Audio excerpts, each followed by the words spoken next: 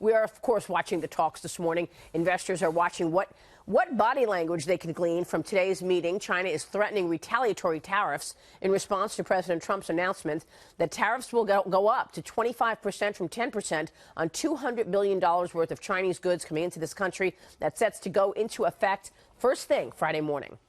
The president talked about it last night during a rally that he had in Florida. Watch. By the way, you see the tariffs we're doing? Because they broke the deal.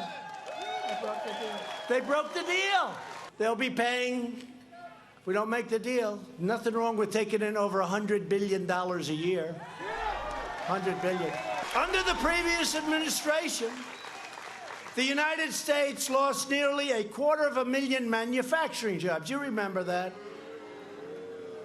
They let other countries raid our factories, steal our jobs, and rob us blind. Other than that, they were very nice. They allowed China to freely loot our economy, plunder our intellectual property, and target our industries for destruction. That's what was happening.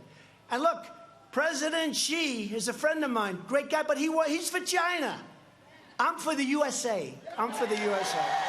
Now, we won't back down until China stops cheating our workers and stealing our jobs, and that's what's going to happen. Otherwise, we don't have to do business with them. We don't have to do business. We can make the product right here if we have to, like we used to. Remember? Like we used to. And joining me right now is the former Office of the Management and Budget Chief Economist and the Committee for Economic Development Chief Economist, Joseph Minarik. Great to see you, Joseph. Thanks very much for joining us this morning. Your reaction to all that's taking place, this is the 11th round that these two go in. Do you think that there's going to be wiggle room here for a deal between the two countries, which have completely different approaches to their economies? Well, nobody wants this deal to fail. There is space for concession. It's getting to be very hard. It's one-on-one. As you noted, Maria, and I think it's the key point, these are very different modes of economic management. A lot of what China does is not very transparent. It's very hard to write rules, and it's very hard to enforce them.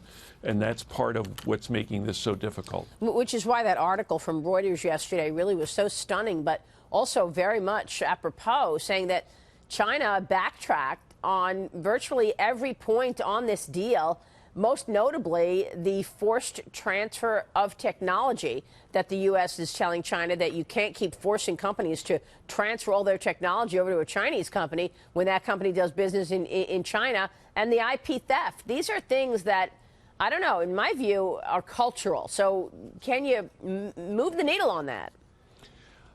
We have to hope that our negotiators can do that. But again, how do you write the rules? How do you make sure that what are now ostensibly voluntary agreements with U.S. firms who want to get into the Chinese market and are willing to pay a price in intellectual property to do it, are not forced to do that. That is not the normal rule of commerce around the world, and we do have these differences with China. China does see its place in the world in a very expansive sense, and it's going to be difficult to make a change in that mentality. So what are the downside risks of no deal?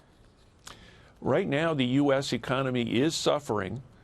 We do have for example, in some of those tariffed goods, you have increases in prices for U.S. consumers, washing machines, a lot of imports, roughly half of imports worldwide. China may be a little bit different, but roughly half of imports worldwide are materials or components that go into products that we then sell and possibly even on export.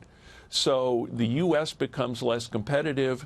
Costs become higher for U.S. manufacturers, which means that third parties importing into the United States might become more competitive as an unintended consequence of all this. But it can be costly. Yeah, we've been speaking with a number of businesses who say, yeah, it's likely in the cards if this continues that we will be raising prices.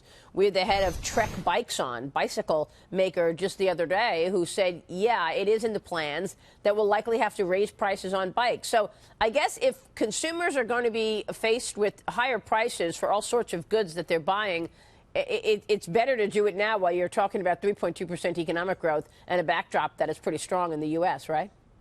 Well, inflation right now is very low. and we do have relatively robust economic growth. We could be, however, eroding our competitiveness over the long term. And in the long term, a settlement is, of course, much better than allowing this kind of a disagreement and higher tariffs on both sides to go on. Yeah, this is a really good point. All right, we'll be watching this. Joseph, great to get your insights. Thanks so much. Thanks for having me. Joseph Minarik there joining us this morning.